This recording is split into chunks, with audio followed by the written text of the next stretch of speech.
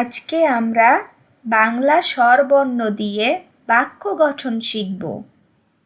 চলো তাহলে আমরা শুরু করি। সরেয়, সরেয়তে অজু, অজু করে নামাজ পড়ি। সরেয়া, সরেয়াতে আম, আমটি আমি খাবো পেরে। রসই, রসইতে ইলিশ, ইলিশ ভাজা খেতে মজা। দীর্ঘই, দীর্ঘইতে ঈগল, ঈগল হলো পাখির রাজা। রসৌ, রসৌতে উট, উট চলেছে মরুর দেশে।